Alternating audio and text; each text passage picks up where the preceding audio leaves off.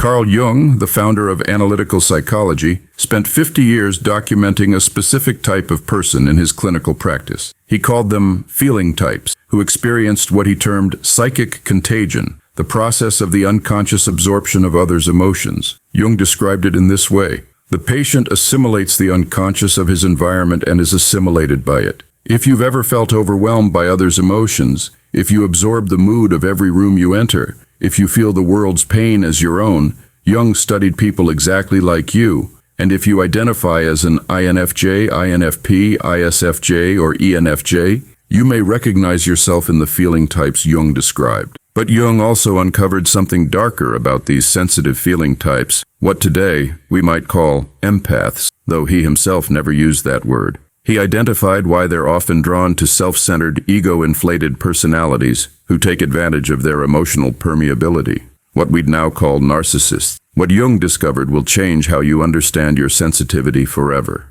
And his warning about this gift? Most people ignore it until it's too late. By the end, you'll understand not only the dark psychology behind this trap, but also how to break free from it. Stay with me.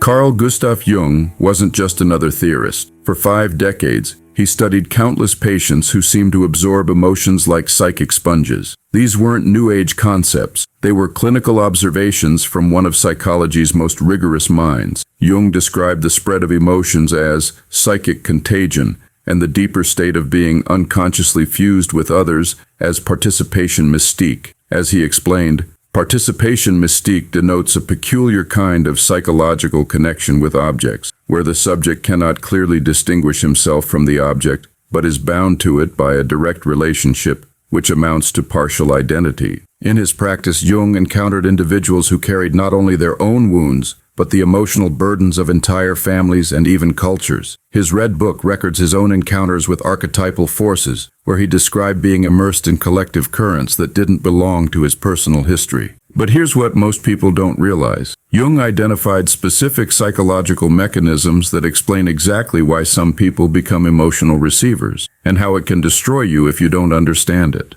In 1921, Jung published Psychological Types, documenting his research on how different people process information and make decisions. He identified something crucial. Individuals with what he called the feeling function experience reality differently than thinking types. Jung observed, the feeling type has a peculiar faculty for making themselves at one with the object, so that they seem to dissolve in it. You know this feeling. You're having coffee with a colleague who seems fine, but something feels off. You start feeling their underlying anxiety, their hidden frustration. You can't shake it even hours later.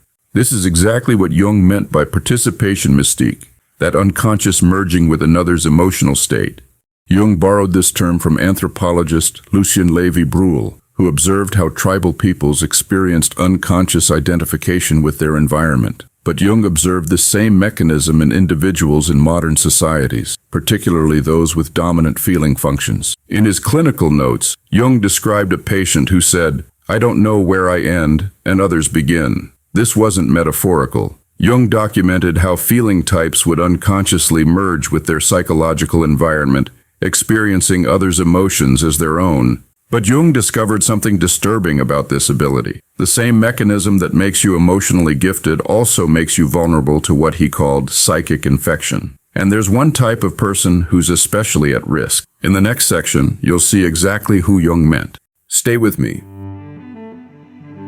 Jung extensively studied a pattern he found in his most empathically sensitive patients. He called it the wounded healer archetype, and it explained why some people become emotional receivers for others. Jung wrote, "Only a wounded physician heals." This wasn't poetic language. Jung documented how personal psychological wounds create sensitivity to others' pain. In his clinical practice, he observed that individuals who had experienced early trauma often developed what seemed like supernatural empathy. Perhaps you recognize this pattern in yourself. You experienced something difficult early in life: abandonment, emotional neglect, family dysfunction.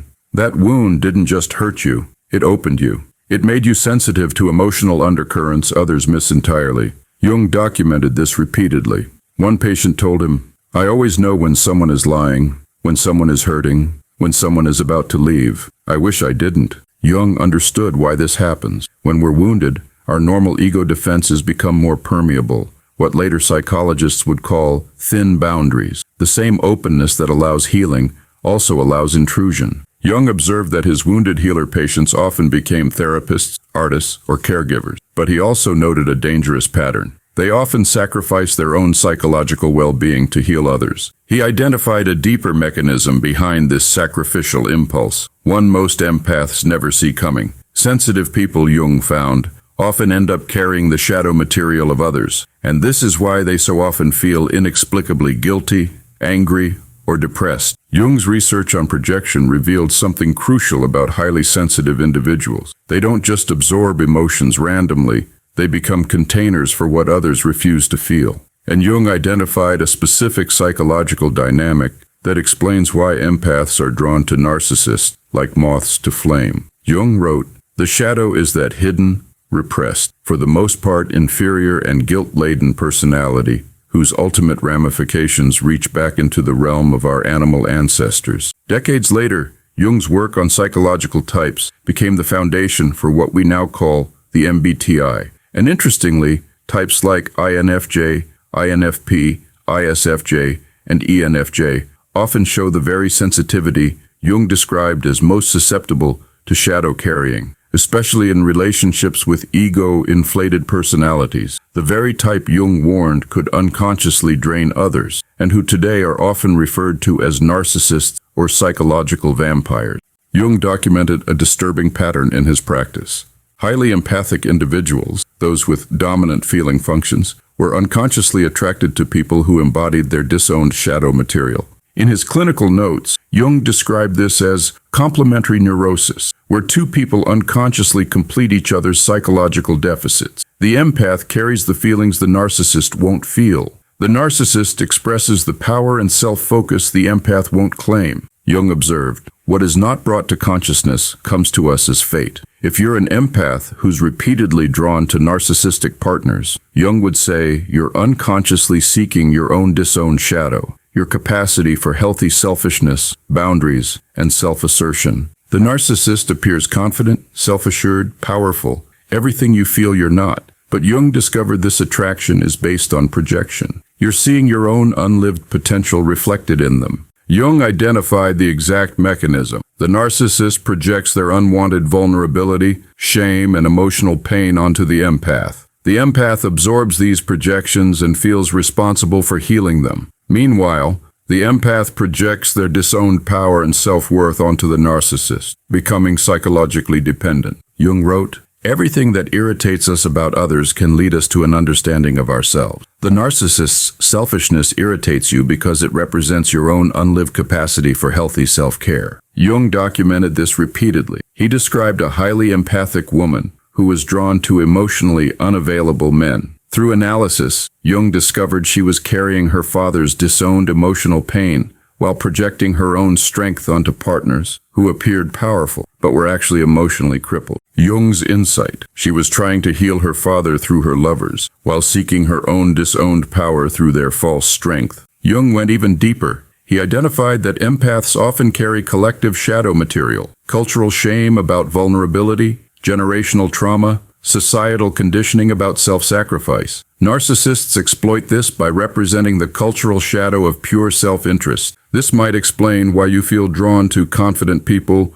who later reveal themselves as selfish, why you're attracted to those who seem to need rescuing, why you stay in relationships where you give everything and receive emotional crumbs. Jung would say you're unconsciously trying to integrate your shadow through them. Jung issued a specific warning about psychological vampirism. He observed that some individuals, particularly those with narcissistic traits, unconsciously drain others' psychological energy. They project their pain onto empaths and feed off the emotional labor. Jung wrote, "The meeting of two personalities is like the contact of two chemical substances. If there is any reaction, both are transformed. But in narcissist-empath dynamics, only the empath transforms, usually by becoming depleted, anxious, and losing their sense of self." But Jung didn't just identify this problem. He developed specific techniques to help empaths reclaim their projections and integrate their shadow consciously. His method was called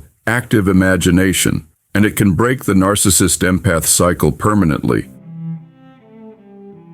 Jung created active imagination for patients trapped in cycles of unconscious projection, the very mechanism behind the empath-narcissist dynamic. This wasn't meditation or visualization. It was a precise technique for reclaiming your disowned psychological contents. Jung discovered that empaths stay trapped with narcissists because they're unconsciously trying to heal their own wounds through the other person. The narcissist represents the empath's disowned shadow, their capacity for healthy selfishness and self-assertion. Jung taught, when you're obsessed with someone who hurts you, ask yourself, what aspect of myself am I trying to retrieve through them? Here's how Jung taught it. When you feel that familiar pull towards someone who seems powerful but treats you poorly, don't try to push the feeling away. Instead, use active imagination to dialogue with the attraction itself. Jung instructed patients to visualize the narcissistic person, then ask, what do you represent in my psyche?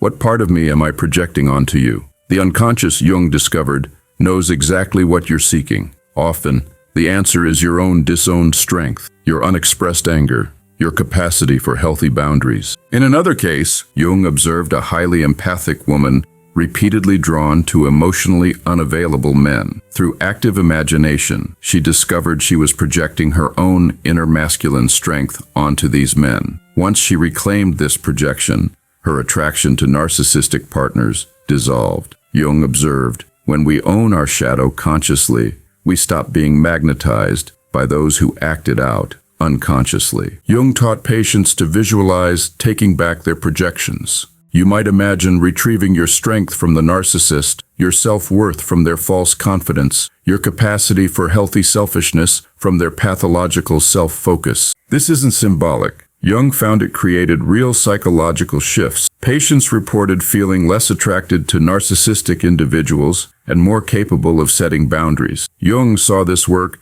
as essential to what he called individuation, becoming whole by integrating disowned aspects of yourself. For empaths, this means consciously developing the shadow qualities they project onto narcissists: healthy selfishness, strong boundaries, and self-assertion. Jung wrote, the privilege of a lifetime is to become who you truly are. For empaths trapped with narcissists, becoming authentic means reclaiming the power they've given away through projection. Jung also taught patients to dialogue with their attraction to being needed. In active imagination, you can ask your wounded healer complex, what are you trying to accomplish through this relationship? What do you need to heal in yourself? Often, Jung found, empaths are unconsciously trying to heal their own childhood wounds by fixing someone else. Once this pattern becomes conscious, it loses its compulsive power. Jung noted that trauma can create what he called adhesions in the psyche, unconscious bonds that keep you tied to what hurts you.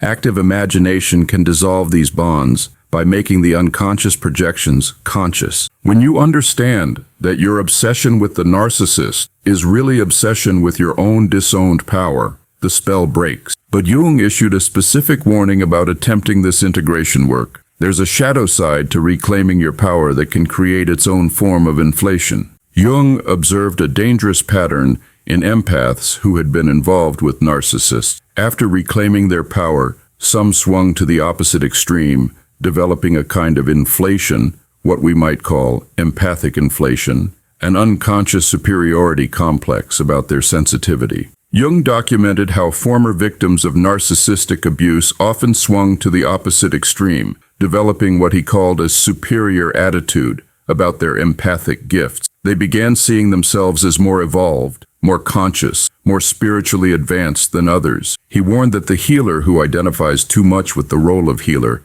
risks becoming as inflated as the very narcissist they oppose. Jung identified how wounded healers, particularly after recognizing narcissist-empath dynamics, often develop an unconscious mission to wake up other empaths or expose narcissists. This seems altruistic, but Jung saw it as shadow projection in reverse. You might recognize this pattern, feeling superior to people still trapped in toxic relationships, judging others for not seeing red flags you now see clearly, believing you have special insight that others lack. Jung identified this as the shadow side of healing, using your growth to feel special rather than truly serving others. Jung also warned about empaths who, after understanding projection dynamics, begin feeling responsible for healing collective trauma, raising global consciousness, or saving humanity from narcissistic systems. While noble on the surface, Jung identified this as inflation, the ego expanding into a world redeemer complex. Jung observed that when we inflate our personal healing into a cosmic mission, we risk becoming as grandiose as those we claim to heal from. Jung observed that some patients, after breakthroughs and boundaries, slipped into what could be called enlightened narcissism, using their psychological insights to maintain subtle superiority over others. They spoke about compassion while judging those still unconscious. Jung's answer wasn't to avoid reclaiming power, but to approach empathic gifts with what he called conscious humility. This means recognizing that your sensitivity is both gift and burden, wisdom and wound, strength and vulnerability. Jung taught that mature empathy includes acknowledging your own capacity for selfishness, manipulation, and unconsciousness. The goal isn't to become a perfect empath, but a whole human being who happens to be sensitive. This means true empathic maturity involves being able to be selfish when necessary, to set boundaries without guilt, to say no without feeling like a bad person. The fully individuated empath embodies both compassion and healthy selfishness. Jung wrote, "The most terrifying thing is to accept oneself completely. For empaths, this means accepting not only your capacity for love, but also your capacity for necessary cruelty, like cutting toxic people out of your life." Jung's final insight about sensitivity was profound. It's not a burden to overcome, but a psychological function to integrate consciously. The goal isn't to stop feeling, it's to feel with awareness. Jung envisioned individuals who could access deep empathy without losing themselves, who could feel others' pain without absorbing it permanently, who could serve as bridges between conscious and unconscious, individual and collective. This means learning to feel fully while maintaining awareness of boundaries. What Jung saw as knowing where you end and another begins. You can witness suffering without taking it on. You can offer genuine empathy without sacrificing your psychological well-being. Jung taught that mature empathy includes saying no, setting limits, and honoring your own emotional needs. This isn't selfishness, it's what allows sustainable empathy to exist. Jung's ultimate vision was individuation itself, but for highly sensitive people, this means becoming what we might call an individuated empath, someone who has integrated their sensitivity consciously, who can move between empathy and solitude, who serves others from a place of fullness rather than woundedness. Carl Jung spent his life exploring the psychology of sensitivity and the feeling function. His research reveals that your empathy isn't a weakness, it's a sophisticated psychological function that connects you to the deepest layers of human experience. But Jung's work also shows that unconscious empathy can destroy you, while conscious empathy can heal both yourself and others. Jung wrote, "Your vision becomes clear only when you look into your heart. Who looks outside, dreams. Who looks inside, awakens." For the empath, awakening means recognizing that your sensitivity is both gift and responsibility, a doorway to profound wisdom that requires conscious navigation. The question isn't whether you're sensitive. The question is whether you'll develop your sensitivity consciously in line with Jung's vision of individuation, or let it remain an unconscious burden. Jung believed that individuals who bring their sensitivity into consciousness play a vital role in collective healing. But it starts with healing the healer, with understanding your own psychological depths as thoroughly as you understand others. Jung wrote, "The privilege of a lifetime is to become who you truly are." If this video gave you clarity, subscribe to Wisdom and Happiness, and join us as we explore Jung's deepest insights for rare minds like yours.